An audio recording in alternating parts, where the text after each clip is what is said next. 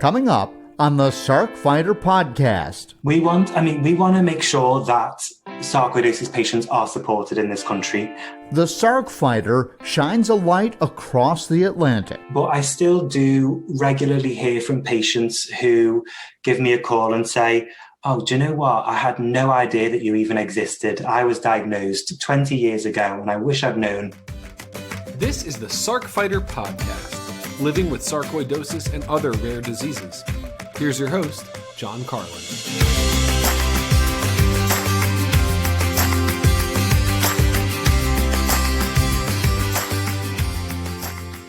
Hello and welcome. This is episode 38 of the Sarc Fighter podcast. I am your host, John Carlin. This podcast is brought to you in part by a grant from Tire Pharma. Hi guys, I want to let you know I do this podcast to offer fellow Sarc fighters, Sarc warriors if you will, hope. The official Sarc Fighter song called Zombie is written by Mark Steyer, who plays in a band in Alberta, Canada, the White Hot Lizards. And he wrote that song because he is dealing with sarcoidosis, just like you probably are if you're listening today.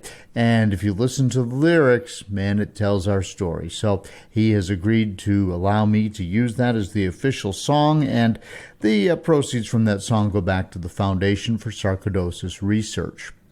Of course, I call this the Sarc Fighter podcast because I'm fighting Sarc, and so are you, whether you're a caregiver, a patient, a researcher.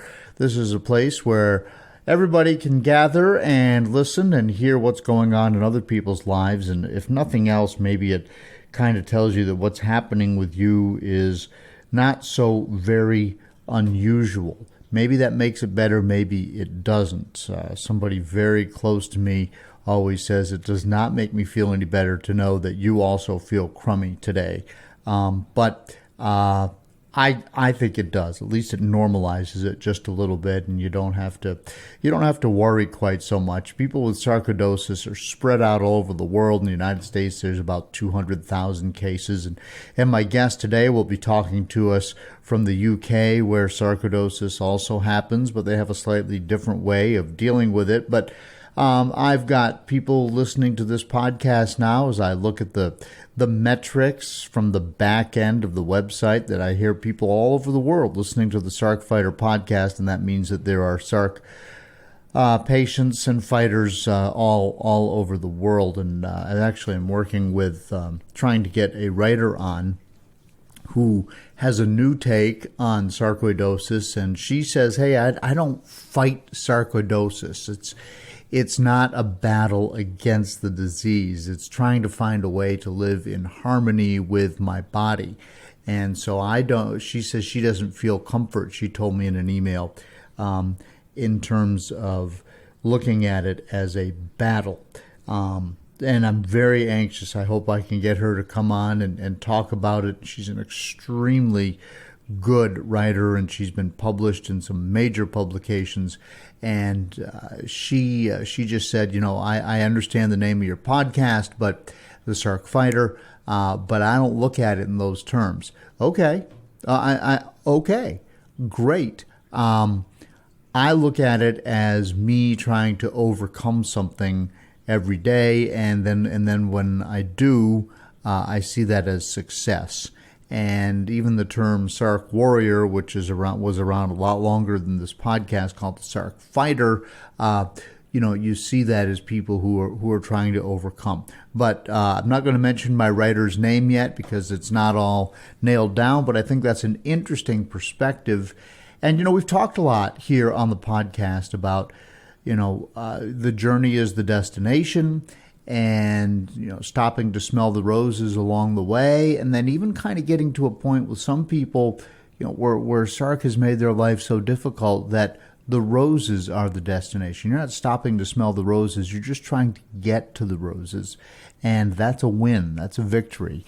And here I am using battle type terminology again. I guess it's just the way that I'm wired, but the point is that we're all here. We're all trying to fight sarcoidosis, and we are trying to get on with our lives and make our lives as good as they can possibly be.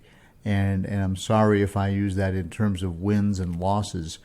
Maybe I don't want to even use it in terms of successes and failures. But the bottom line is that we're all here, and everybody has got some sort of setback in their lives because of sarcoidosis.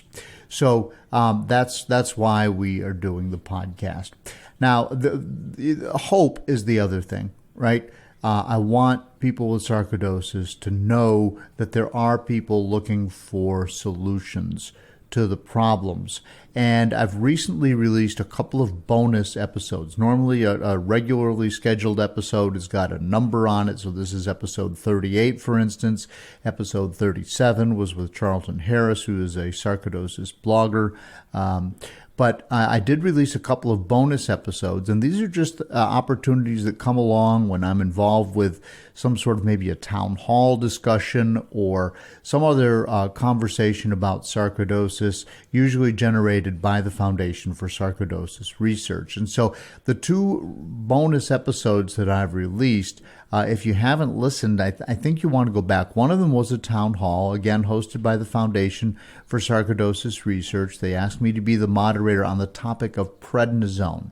And if you're listening to this, there's a 98% chance that you have been on prednisone at one time or another, or that you're still on it. Of course, the side effects from prednisone are terrible, and I found that out myself. I was taking 80 milligrams a day for a long time. My face blew up. My viewers on television didn't recognize me, or they were writing me these sort of bless your heart emails like, "Oh, John, what's wrong with you? Are you okay?" And so I know firsthand what's going on. And so we had Dr. Elliot Krauser, who is the FSR's Scientific Advisory Board Chair, and Jessica Reed, who is an 18-year neurosarcoidosis patient, and Dr. Sanjay Shukla of Atar Pharma. They all came on because Atar is working on a drug that shows great promise and maybe replacing, for some patients, prednisone, and that would be one of the first drugs directed specifically at sarcoidosis patients. And that's in clinical trials right now, and depending upon how it goes, we may have some exciting news to report later this year.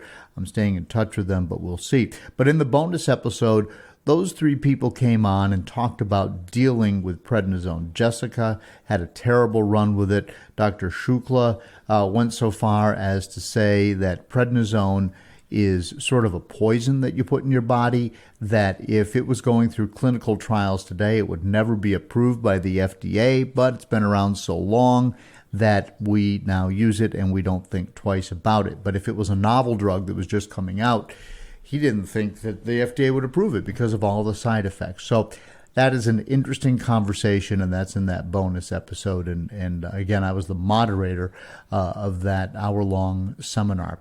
And then also, if you are trying to figure out what is going on in your body, welcome. Episode 2 with Dr. Simon Hart of the UK kind of explains everything that's going on with sarcoidosis. If you want to know more about me, my story is episode 1. And again, the most recent release is an interview with Sarc blogger Charlton Harris. He has pulmonary Sarc. He's really been trying to push through. He's an excellent writer. He also happens to be a professional video editor, and I think you'll enjoy that episode. His blog, by the way, is No Tears for Sarcoidosis. Always a good read, and there'll be a link to it in the show notes.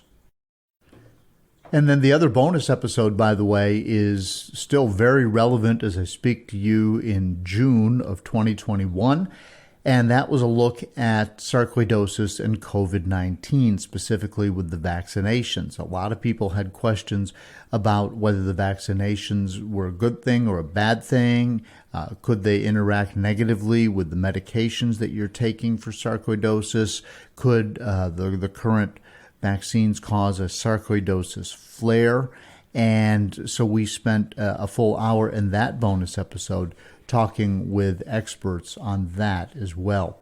So you might want to check those out. And anything related to COVID-19 has been very, very popular here on the Sarc Fighter podcast. Now, today, before I get to my guest today, I just want to bring you up to date on I've continued to ride my bike, and I talk about this a lot here on the podcast. I hope I'm not wearing it out and you're not just eye-rolling. But my performance on the bike is a gauge of how my body is doing and how I'm feeling as I continue on my journey in my life, and I'll say it, my fight with sarcoidosis. And a couple of years ago, I've shared with you in the midst of high doses of prednisone and regular doses of a chemo drug called Cytoxan, I was unable even to finish my normal 14-mile bike ride from home, which is a loop I have been doing for 20 years. But I went out one day and I had to call my wife. I couldn't finish it. But as the year went on and the medication doses got smaller and smaller, I was able to get up to 30 miles. And that was a major accomplishment. In fact, it was part of a bike ride that was a fundraiser for the Foundation for Sarcoidosis Research. Well, since then, my strength has been returning. I am now on Imuran, or azathioprine, and Humira, which for me have very few side effects. I've been using the elimination diet, which I've talked about here on the podcast. I've lost 25 pounds and gained a lot of mental acuity. I don't have the brain fog that I used to have, and I feel like I can take on more things, keep more things sort of active in my mind and not feel completely terrorized by it. And I'm taking a probiotic and omega-3 pills every day, trying to work on my microbiome, and I think that's working. And so basically what I'm telling you is I've had a nice window of health. So during that time, I've been training inside and outside. We have a Peloton. I rode that through the winter, and when the weather permitted, I rode my bike outside. As I mentioned, I did have a setback with a polyp, which turned out to be it was cancerous, but it was very low risk, low threat. And I had that removed on my bladder back in April. So now just, May, June, July, so just 3 months ago. And, but that was 2 weeks where I wasn't able to train. But other than that, it kind of came, it went. The doctors are keeping an eye on it. I don't expect any big problems going forward. They don't anyway. And it had nothing to do with sarcoidosis. It was just a setback. So anyway, I'm very happy to report that I finished not one, but 2 century rides of 100 miles each. Century is to cycling what a marathon is to running. So if you run 26.2 miles, you did a marathon. If you ride 100 miles on your bike, you did a century.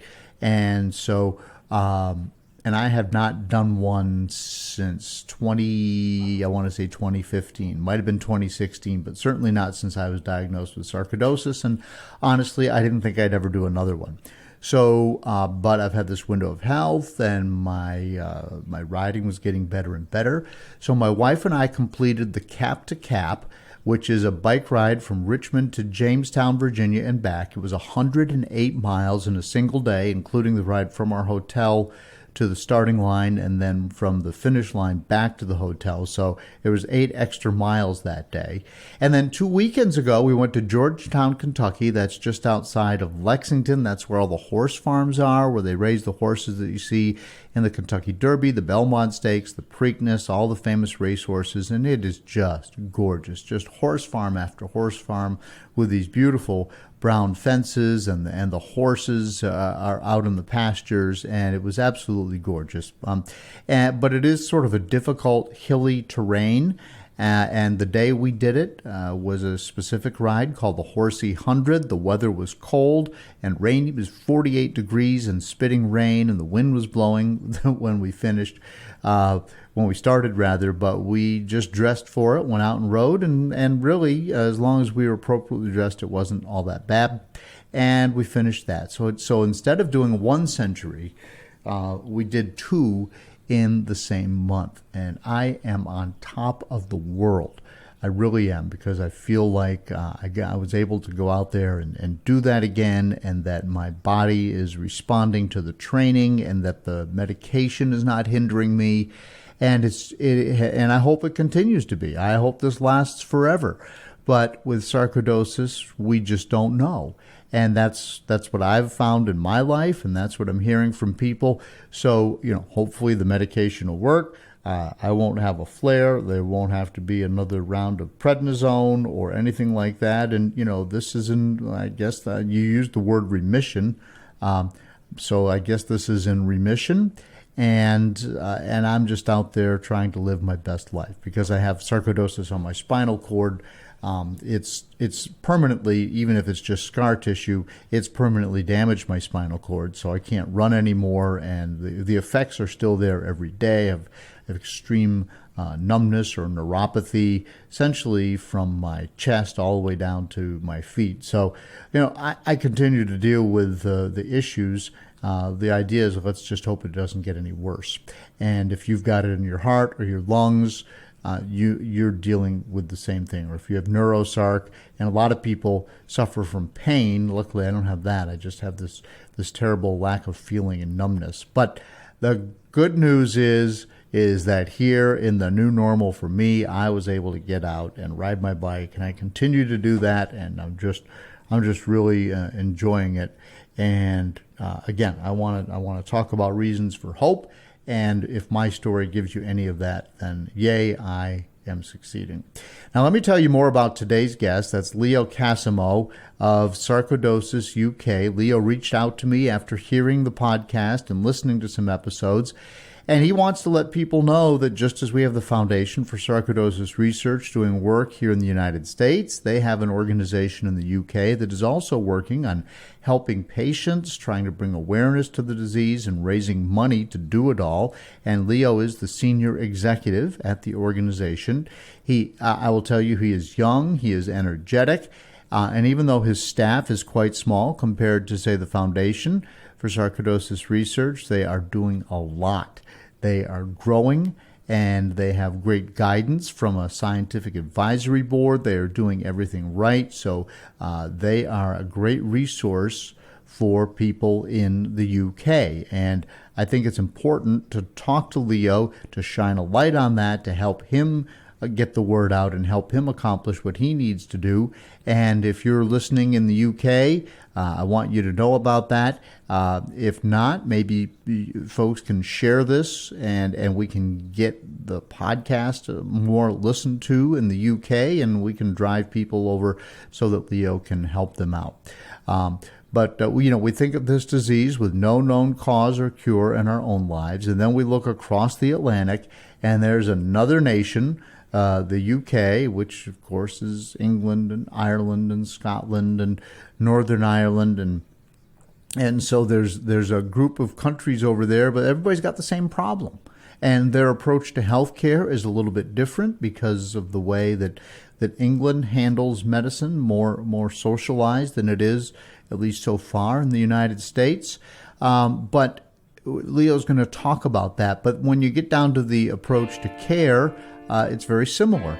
It's the same problem, it's the same drugs, and so we're going to listen to what Leo has to say. So my interview with Leo Casimo, Senior Executive with Sarcoidosis UK, is coming up.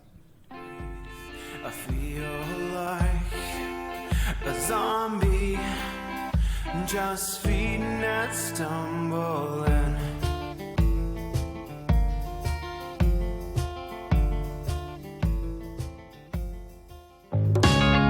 Hi, I hope you're enjoying the Sarc Fighter podcast. You may be wondering, what can I do to help? How can I be a part of the sarcoidosis solution? It's simple. Make a donation to KISS, Kick In to Stop Sarcoidosis. 100% of the money goes to the Foundation for Sarcoidosis Research. Look for a link in the show notes of the Sarc Fighter podcast.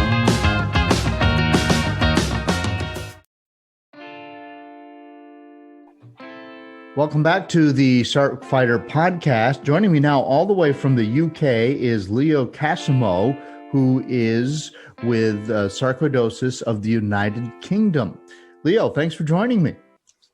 Thank you very much for having me, John. I'm really excited to be here. I heard about this brilliant podcast after a conversation with one of our members. And since then, I've been listening to lots of past episodes. And I think it's really fantastic to hear from such a variety of people affected by or involved with sarcoidosis. So it really is great to be here. Thank you very much. Well, I appreciate you reaching out to me. I'm so glad that all the way across the pond, you have found the Sarc Fighter podcast.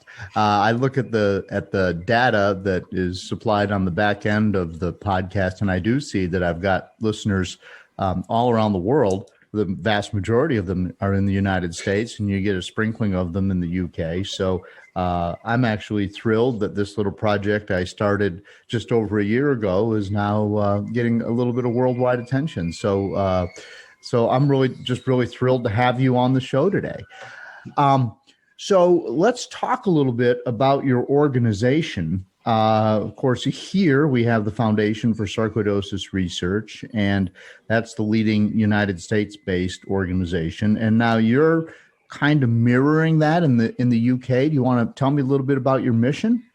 Absolutely, yeah. So I suppose, there are similarities between the two. My role at Sarcoidosis UK is I'm the senior executive.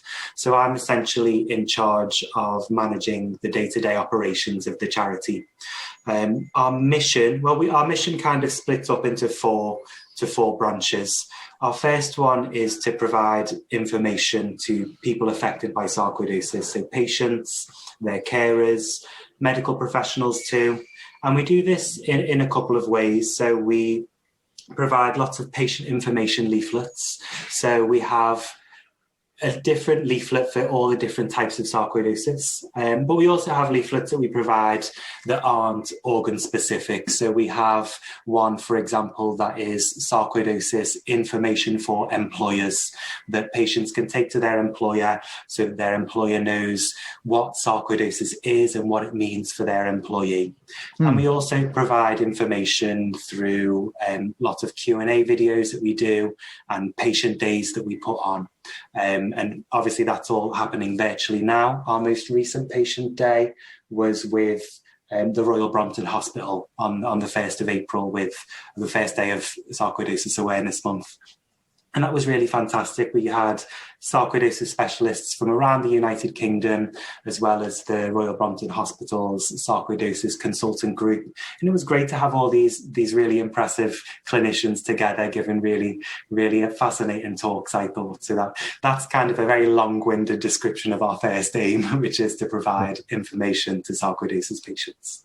To patients themselves, but with the caveat you also provided to employers. That's right. Yeah. I mean, we see a lot. As I'm sure you're aware, but definitely in the United Kingdom, there's not a lot of awareness about sarcoidosis, which brings me to my second aim. But we thought with the patient information for employers, we wanted employers to know basically what sarcoidosis is and that they need to be aware of a couple of things that their employees might be going through. But on raising awareness, that's another one of our aims as an organisation, and we do unfortunately see the lack of understanding and awareness from both the general public and from medical professionals too. And we really would like to change this. So we do a lot online we have quite a big online presence now. So we do a lot there and a lot on social media.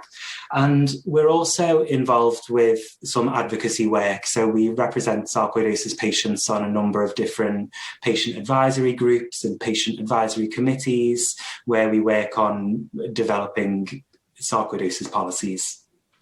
Got it. Okay. So that's mission number one. Yeah. Right? So mission number 1 and 2, really. So information and awareness. And awareness. All right. That's right. So yeah. How do you get the word out about sarcoidosis? It's a hard one. I think awareness kind of runs through everything we do. So when we have a new piece of research that we've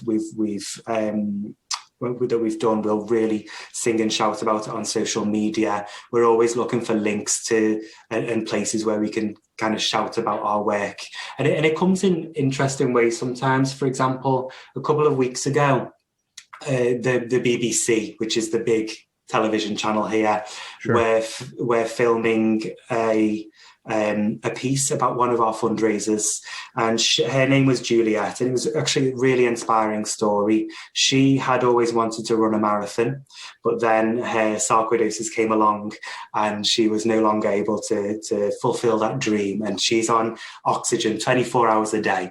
So she decided to do her own version of a marathon, which was three kilometers in a month, which to the average person doesn't sound like a lot, but to Juliet, that was a really big challenge. So the BBC picked up on this story and went to film her finishing her amazing challenge. And I went along and spoke about the charity and about sarcoidosis.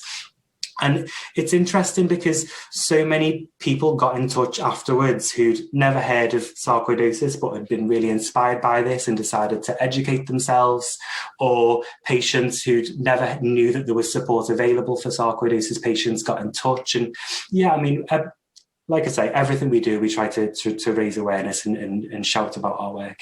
Yeah. Has the BBC piece aired yet? It has. So if any of your listeners are interested in learning about Juliet's story, it's available on all of our social media pages and our YouTube page. If you just search Sarcoidosis UK, all one word, you will find Juliet's amazing story.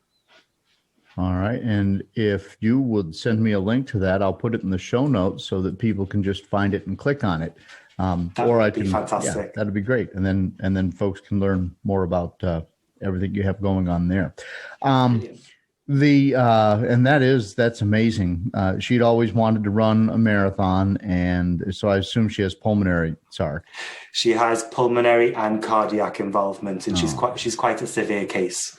But I mean, what's incredible is it's not stopped her. She did all of this under the advice of her doctor. So we did check that she was okay to do it, and she was. And I think she surprised herself, because I think in the end she ended up doing more than she'd planned. So the plan was to do 3,000 extra meters in the month, and she ended up doing 4,000 or something like that. So it was really, really incredible, I thought. Yeah, that is incredible. That really is. As a former runner myself, even when you're healthy, running is hard enough, and then you add all those complications, and that just really speaks to her grit and determination. Absolutely. Absolutely. Sure. So there's two prongs of your mission. What else are you guys trying to accomplish? Yes. So another really important thing that we do is we provide support, emotional support for people with sarcoidosis, and again, also their carers and their family members. So we do this in two main ways. So we run Sarcoidosis UK support groups, and they are taking place sort of in different geographical locations around the United Kingdom. So we have about 18 in total. And they are all run by sarcoidosis patient volunteers who arrange a monthly meeting with other sarcoidosis patients who come together and discuss their sarcoidosis, what they're going through, if there's any issues they want to share. And they'll also occasionally get guest speakers to come and talk at the support group meetings as well. Now, that all kind of had to change in last year with COVID, and they have all transitioned to online meetings, which, I mean, I think in a way it's been tough, because nothing will ever replace a sort of face-to-face connection in a support group setting. However, I do think that one silver lining from the situation, one of the few silver linings from everything that's going on, is that people are a lot more open to meeting online now. And that has meant that people who might be from a town where there isn't a support group can join a support group meeting without having to travel miles and miles to get there. So that's one way we provide support. And the other way we do is through our Sarcoidosis UK nurse helpline. Now, our nurse helpline began, I believe, in 2016 or 2017, and it is run by two NHS nurses. So the NHS is our National Health Service, and they take calls from sarcoidosis patients. They work 3 days a week, and and patients can get in touch with me or send an email into the office and schedule a call back from one of our nurses. Now, our two nurses have lots of experience of sarcoidosis professionally, and one of them actually is a sarcoidosis patient herself. Really? So they can provide some really fantastic emotional support if somebody's having a hard time, but also they can help with the medical side of things as well. So, for example, a lot of the time people will get in touch if they have a consultation with their specialists coming up and they want to know what questions should I be asking, or if they've had a letter from their consultant and they're not really sure what it means, they can call one of our nurses and get them to explain it for them. And that has been really, really invaluable, this helpline. It helps so many people, and particularly throughout the pandemic where sarcoidosis patients didn't really know what to do in the pandemic, because I think the information we were getting wasn't very clear at the start. The nurses really did help a lot of people throughout the pandemic, so that was really fantastic. Yeah. So this helpline and these nurses, that's interesting. How do you staff that? Is it just because you don't have a whole bunch of operators there behind you? You have a very small. 2 staff members for Sarc UK? That's right, yeah. So we have 2 full-time staff members, and I think it surprises people quite often that we have. I think a lot of people think we're quite a big staff with some big fancy office in London, which absolutely is not the case. But the way it works, and patients do have to be quite patient sometimes, because you can't schedule a call and have one that day. Sometimes there's an average wait of about 4 days to get a call back. So what will happen is they'll get in touch with me or send me an email. I will then schedule the call and the nurses will get back to them at the next available opportunity. It's quite hard for us to give people a specific time that they'll get a call back. And the reason for that is some calls that the nurses make will last 5 minutes and others will last 45 minutes. So that makes it quite hard to schedule a specific time slot for somebody to get a call back. So usually what we do is we say the nurses will give you a call back in the next however many days, and that will be between 1 and 5 o'clock in the afternoon. Occasionally, patients won't be able to be that flexible because of work and children and other commitments. And in those cases, we can do our best to make a more specific time. But on the whole, we find patients are happy to do that, because running it this way means that patients can have longer to talk to the nurses, which helps. And the patients who are reaching out to the nurses are typically looking for what kind of information? To be honest with you, John, it can be a lot of different things. A lot of people, when they're newly diagnosed, want to speak to a nurse who can explain it to them, because they don't want to start Googling and seeing information overload. So they can have somebody who knows what they're talking about explain it to them in a calm and relevant way. But also, like I said earlier, when a lot of the times it's calls to do with what questions should I be asking of my consultant? What is important in this letter that I've received from my consultant? They also receive a lot of calls about things like vitamin D and can I take vitamin D? So sometimes it is just a quick question that they need an answer to. Sometimes it's a longer call of somebody who's struggling and needs some support and reassurance. Gotcha. And then I would assume the fourth prong is you guys are raising money for research, right? That's absolutely right. Yes. So we fund research every year. We fund at least one piece of research a year. And we say that we're working directly towards finding a cure for sarcoidosis. And we do this in partnership with the British Lung Foundation. And the reason we do it in partnership with the British Lung Foundation is because we then benefit from their research expertise, and they also match fund. So anything that we put towards research, they double, which obviously means we can have an even bigger impact. But it also means that when people are donating to Sarcoidosis UK, they know that no matter how big or small their donation is, that it's going to have a big impact. Gotcha. So, I mean, that is a lot to do for a small staff. I mean, I see what's happening here in the United States with FSR, and, they've got a much larger staff. And basically the two organizations are mirroring one another. But you've got a lot on your plate. What is your revenue stream in the UK?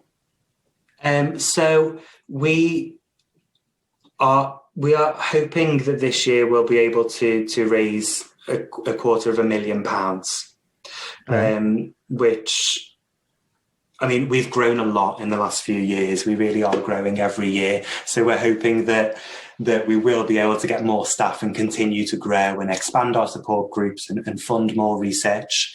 And I think if we continue to do as well as we have, that is going to be possible. Like you say, we are a small team, and the good part of being in such a small team is that we do see directly the benefit of the work that we're doing, and we can see very close up. We have great connections and relationships with the patients that we represent. But then, of course, it means we have to work incredibly hard because we've got a lot going on. But I think something that's important to say as well, or very important to say, is we do have a team of incredible volunteers. And when I say incredible, I really do mean incredible. We have our support group organisers. We have our Facebook moderators. We have our board of trustees, Jackie, who is our patient ambassador. And we have as well our Sarcoidosis UK clinical board. Now, Charlene and I, who work in the office, Charlene is the marketing and fundraising executive. I am the senior executive. We're both, of course, extremely passionate about this cause, and we've learned a lot about sarcoidosis through our work, but we are by no means medically trained in any way. So we have our clinical board, who is essentially responsible for making sure that all of our services and the information that we share is not only accurate but relevant to sarcoidosis patients. And I mean, we've got 8 members on our clinical board, all of whom have clinical or research experience of sarcoidosis. In fact, actually, one member of our clinical board is Dr. Simon Hart, who I believe spoke on your podcast not too long ago. He did. He was actually in episode 2, and Dr. Hart very graciously suffered through all my basic questions, and he's the one that I refer people to if they've just been diagnosed and they're trying to figure out what's going on. What is sarcoidosis? It was sort of Sarcoidosis 101. So and very, very impressive doctor. He is a brilliant man. Mm-hmm. Yes. So your volunteers obviously are helping you out a lot. And so your budget, does it come all from donations? Do you get some government funding, or how does that work? Yeah, so we are funded almost entirely from public donations of both time and, of course, the volunteers donate their time, and public donations of money as well. We don't receive any government funding, and we occasionally apply for grants, which will help with our support groups or our helpline.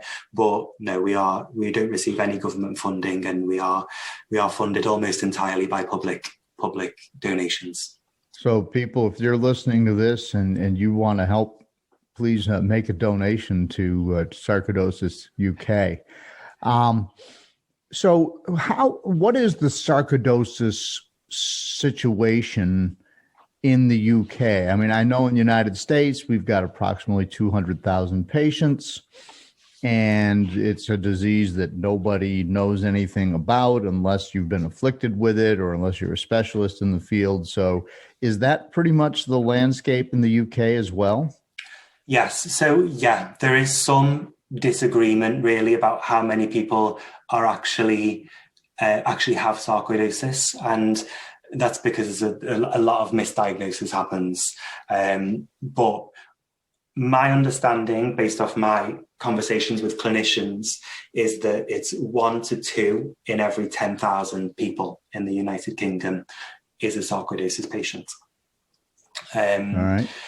So I think coming back to the sort of fundraiser, one of the challenges that we have as an organisation is that people haven't heard of sarcoidosis unless they're affected by it themselves. So that makes it quite hard for an organisation that is funded solely through public donations, from members of the public, because you wouldn't necessarily ever donate to a charity that for something you weren't aware of. Right. So that causes some difficulties. But what I will say is that those people who do fundraisers for us are incredibly passionate, and we've found that if somebody runs a marathon for us one year, they'll do it again and again, year after year.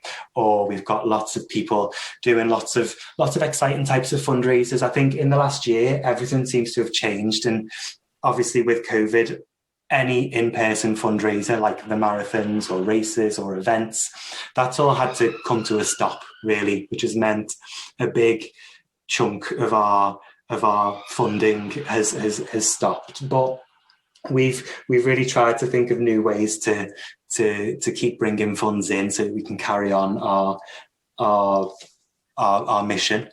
So, I mean, one that springs to mind, we did a Scale Everest for Sarcoidosis challenge, which people could do inside their homes, and people were climbing up and down the stairs every day to do the equivalent of Everest and collecting donations from their friends and family.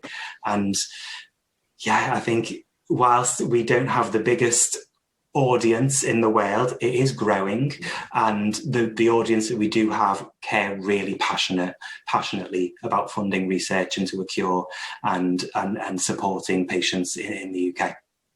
So I'm trying to think, how tall is Mount Everest? Like 24,000 feet?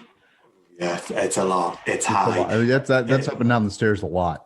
It is. It really is. And particularly if you have a lung condition, it gets really hard. So sure. We allowed patients to split it out over a couple of months. And I was really impressed. And like I said, it's so rewarding and so inspiring to see people who have enough on their plate already going out and raising awareness and raising funds. So for the average person who starts to have symptoms of sarcoidosis, a story that we've heard many times, and you may have noticed it if you've listened to some of the back episodes on the podcast, is people go to the doctor and they say something is wrong, and the doctor can't figure out what it is. And then they go to another doctor and then to another doctor. And then eventually somebody says, maybe it's sarcoidosis. Or they, like in my case, did a biopsy. They weren't looking for sarcoidosis. That's just what they found after biopsy. So, okay, now we have it. Do you find that to me, I think of the UK and I think of a much smaller geographical space, even though you have a lot of people, it seems like it would be easier to spread the word and doctors would be more aware. Is that the case, or did you run into the same kinds of problems? We do run into a lot of the same issues, particularly around diagnosis. We don't currently have one agreed single diagnostic test for sarcoidosis, and I think that's largely due to how complicated it is as a condition. And in this country, it's often misdiagnosed, and that's largely due to the symptoms mimicking those of other conditions. And well, actually, we did a survey not too long ago where we asked patients about their experience of diagnosis, and over 50% said that their symptoms had been initially diagnosed as something else. So it's hard because a lot of doctors won't know about sarcoidosis, definitely at sort of GP, general practitioner level. A lot of them don't understand sarcoidosis. So something that we try to do to help with sarcoidosis patients finding the right doctor is we have what we call the consultant directory on our website, where we list all of the known consultants who specialize in sarcoidosis or who have good experience treating sarcoidosis patients. We have them on our website laid out as a map so that people can find the closest sarcoidosis specialist or hospital that provides care for sarcoidosis patients and take it from there. All right, so I'm going to dabble in history here for just a bit. and my history is not that great, especially for the UK. But I do know that when we look at the world map of concentrations of sarcoidosis, we tend to see it in the African American community, but we also see it in the Northern European community. And I also know that back around the time of Alfred the Great in England, the Vikings, as it were, collectively used, and not pejorative, but there was a lot of Northern Europeans who wanted to take over England, and so there's a lot of that gene pool still in England. Is there any correlation between Northern European heritage, or where do you see sarcoidosis showing up in your population, if you know, if anybody knows? I mean, I don't know. I don't know if people know, but I definitely don't. Yeah, I don't, I'm afraid. It would be great to know. Yeah. No, I've done the genetic research, and I have mostly Irish and UK heritage with a little dose of Northern European, and I'm thinking that probably is. I mean, according to what the numbers came back, I'm just wondering if that was the circuitous route that sarcoidosis found me. I mean, potentially there is definitely research that suggests that Northern European and African people are much more likely to develop sarcoidosis, isn't there? So that could be it. Lucky you, you're part from the UK. Right. All right. So we'll get out of my wild ass speculation here. just get back to normal conversation. Well, so what is your organization's long-term goal? Are you trying to grow? Are you looking for that benefactor out there who can leave you $1 million or $2 million, and you can grow your foundation that way? Absolutely. I think we want to continue to grow as we have. I mean, a very generous benefactor like that would be absolutely appreciated. We want to make sure that sarcoidosis patients are supported in this country and that they have the information that they need. At the moment, I think we're doing a very good job of that. But I still do regularly hear from patients who give me a call and say, oh, do you know what? I had no idea that you even existed. I was diagnosed 20 years ago, and I wish I'd known about Sarcoidosis UK. So I think a big push for us now is going to be getting the word out there to people as they're diagnosed, or people who might have been diagnosed a longer time ago, that we exist and we can provide support. And also, we would love to fund more research. We're happy with the research we're funding. We're very pleased that we've been able to do it every year. But I think I would like us to start being able to fund more research. In terms of our long-term goals had to kind of go out the window in not completely go out the window, but change slightly in the last year. Everything did really go on hold because of COVID-19. And I'll explain to you a little bit about what some of the issues we faced and some of the issues that sarcoidosis patients have faced because of COVID-19. In the last year, we had something called shielding in this country. And that is essentially where the government and the National Healthcare Service identify groups of patients who they categorize as clinically extremely vulnerable to COVID-19. Mm-hmm. And then they write to those patients advising them to stay indoors in their own home for pretty much 24 hours a day, apart from a few exceptions where they can go to medical appointments and things like that. And we were quite concerned initially because sarcoidosis was not named on the list of people who needed to shield because they were clinically extremely vulnerable. So we were we were very concerned about this because we knew what we know about people who have pulmonary sarcoidosis or cardiac sarcoidosis. So we decided to publish an open letter to that we put out online, and the British Thoracic Society did some fantastic work as well in advocating for sarcoidosis patients. And sarcoidosis patients were eventually added to this shielding list. But I mean, that was a big win, but obviously it doesn't take away from how difficult shielding and staying indoors 24 hours a day is. So that was one of our big pushes in the last year and a half. And well, I don't know. I think if you'd have asked anyone in March 2020, I don't think they would have expected this COVID situation to be as big as it was going to be, or to last as long as it was going to. But somehow our chairperson of the trustees just knew that this was going to be huge. So in a way, we were quite prepared for what was going to happen, and we really did have a huge increase in demand for information from us. I was looking at the figures from the last year, and emails to us about COVID and other things about sarcoidosis went up 6 times higher than usual during the first lockdown. Website sessions went up 5 times higher than usual. Calls to the helpline were 3 or 4 times higher than they usually were. Because people just needed information about how vulnerable am I? What do I need to change anything about what I'm doing? The messaging about shielding was very unclear at the start. So people really wanted information for us.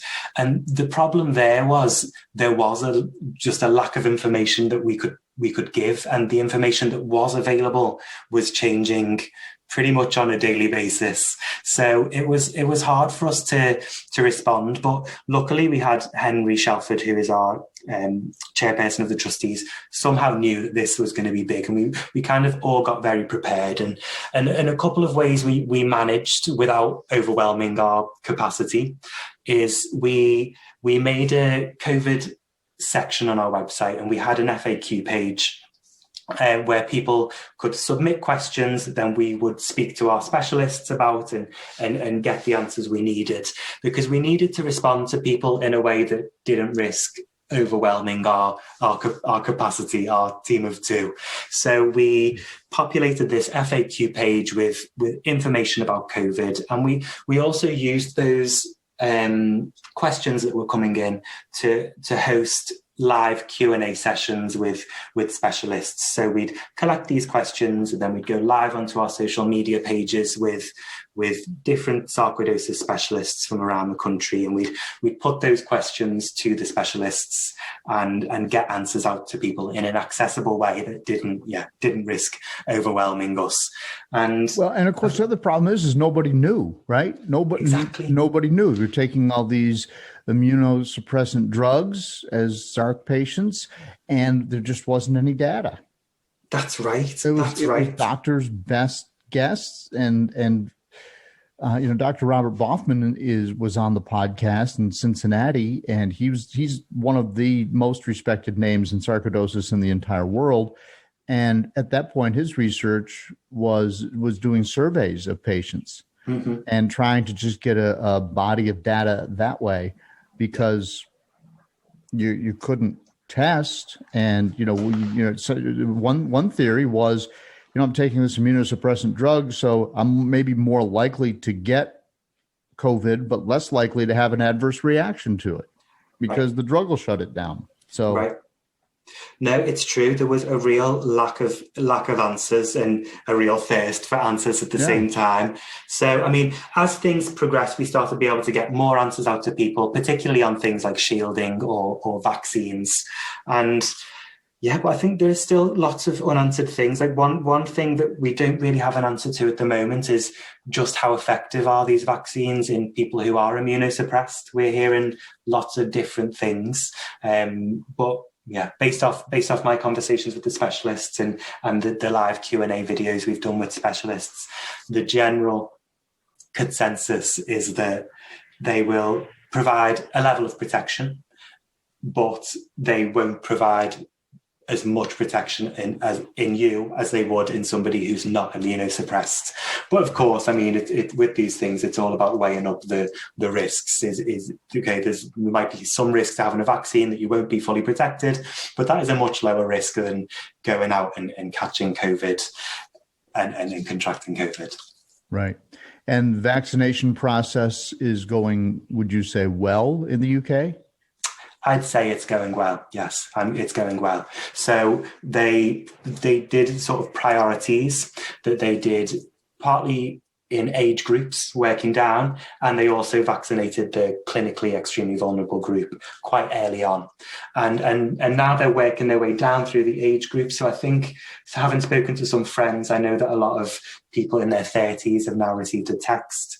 And I've had both vaccines because I'm a carer for my mum, who's classed as clinically extremely vulnerable. So they really have, I think, even though there's been some mistakes in the last year that have been made, they've done a pretty good job of getting the vaccines out there. Mm-hmm. And is there still a segment of the population that's resistant to the idea of the vaccine?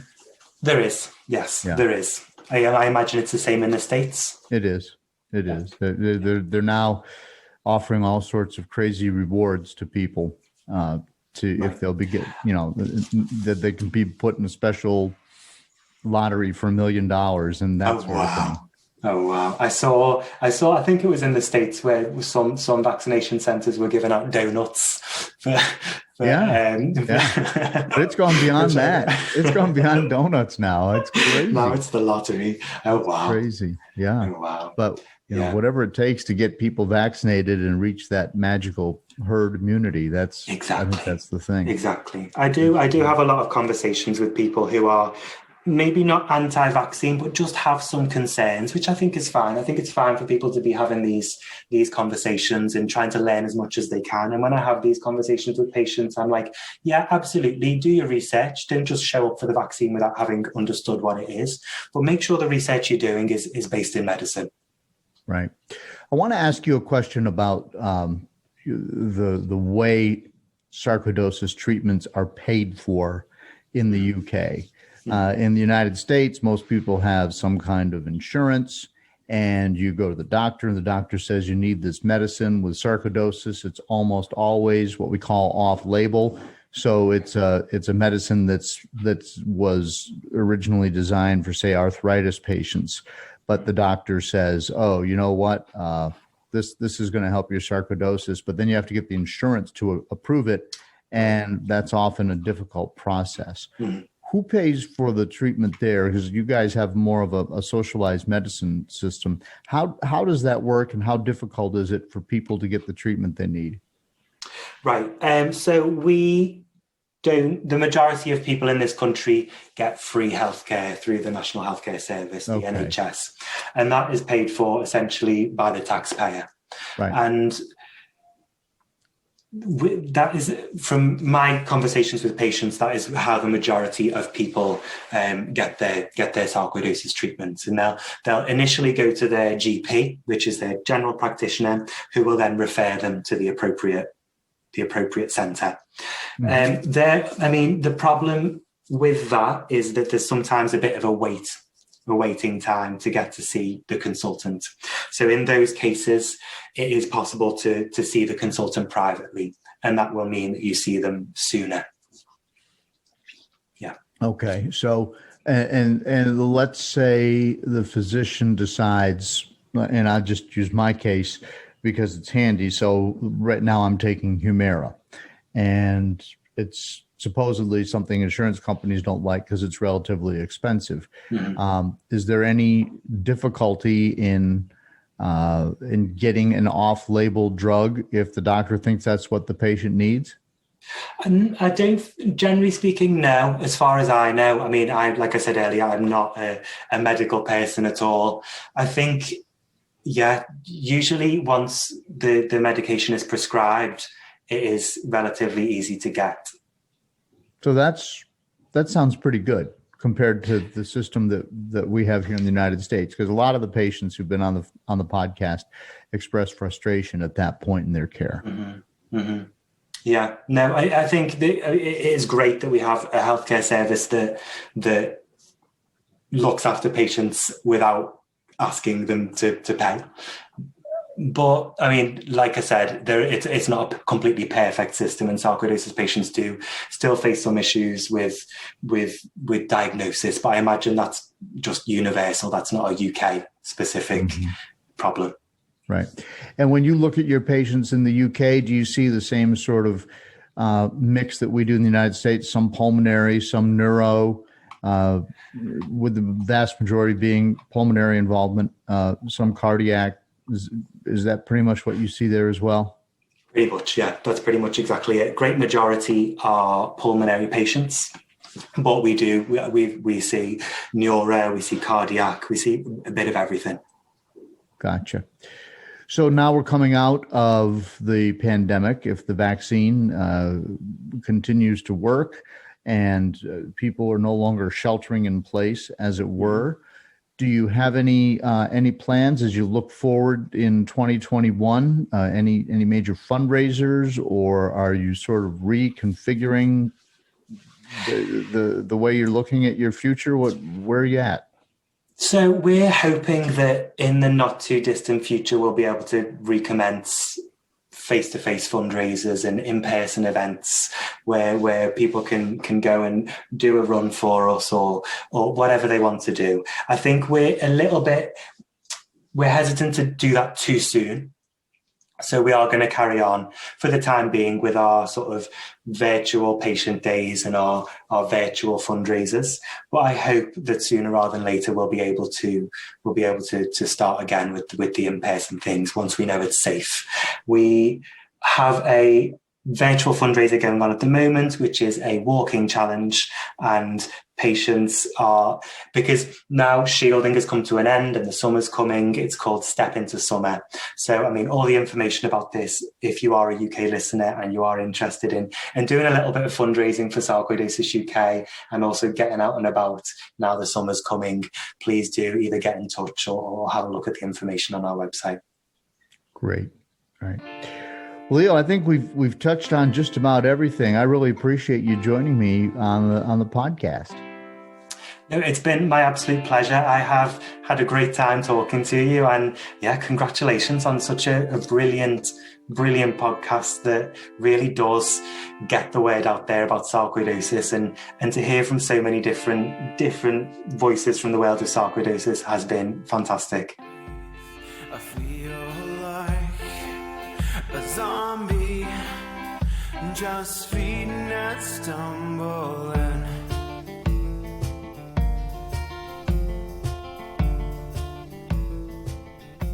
Leo mentioned Juliet, who wanted to do a marathon to support Sarc UK, and he has provided links to her story, which will be in the show notes. But I want to let you know I'm also planning to reach out to her and see if she is interested in appearing here on the Sarc Fighter podcast and telling her story and sharing it firsthand with you. So stay tuned, keep your fingers crossed, because I think that will be a really interesting interview if Juliet agrees to come on and talk with us. Please don't forget to go back and listen to those bonus episodes I mentioned at the beginning on Sarc and COVID-19 and also dealing with prednisone. And there are some rare opportunities there because all the right people come together in one place at the same time. A lot of times patients talk to one another, and I think sometimes in a forum situation, you don't get to the truth. There's a lot of venting, which is important, going on, and people complaining and so forth. But when you get the experts all in the same room with the patients, and we have sort of a moderated approach to asking the questions about whether it's prednisone or whether it's COVID-19, and you're talking to the top doctors in the world, then and also a Sarc patient and also one of the top researchers in the world, you just get to the answers very quickly. And it's important that we get the right answers out there and that people get the information that they really need. So please check out those 2 recent bonus episodes. If you want to meet the author of the blog, No Tears for Sarcoidosis, Charlton Harris, is episode 37, the one right before this one. Let me know if I'm on track with the Sarcoidosis with the Sarc Fighter podcast? Am I saying the same things too often? Are you listening to multiple episodes and you're tired of my intro? Or is that okay because you understand that there are new listeners every time? Or if there's an angle or an approach or a story that you want to tell, just email me. It's carlinagency@gmail.com. There's a link in the show notes, and just click on that and let me know how things are going, how you're liking the podcast, or if you want to be on the podcast, and if you have a story to tell. Also, you can follow the Sarc Fighter with the word "the" in front of Sarc Fighter on Instagram. And then if you just put in Sarc Fighter in your Facebook search, you'll find the Facebook page as well there. And I just do appreciate your interest in the Sarc Fighter podcast. It's growing every day.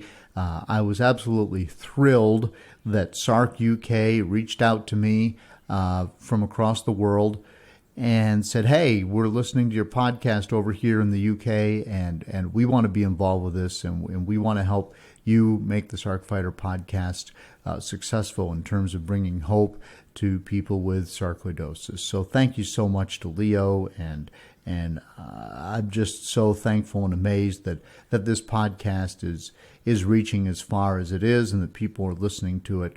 Coming up on 20,000 downloads. And when you have such a small potential audience, because we're not just a niche podcast, we're a micro niche podcast. I'm just glad that we're all here and we're all listening, and I want to thank you for taking the time and for reaching out to me and all the things that we're all doing together to try and bring the sarcoidosis community together via the podcast. And if you like it, please just tell one person, and that will help me spread the word and help me help you. Give the show a nice review wherever you download your podcast, if that's one of the things that they offer. Apple Podcasts certainly does. When people see the 5 stars up there, it really makes a difference. So thanks again to Leo for joining me here today from England, from Sarcoidosis UK, if you will. He is based in London, and I wish him all the best as he grows that organization. And maybe there's a benefactor out there who can donate some money to Sarcoidosis UK and really help them amp up their mission. Until next time, keep fighting. Learn to suffer, you feel pain someday. Learn endurance, your strength will fade away. Dead man walking, trying to keep up the pace. Dead man walking, counting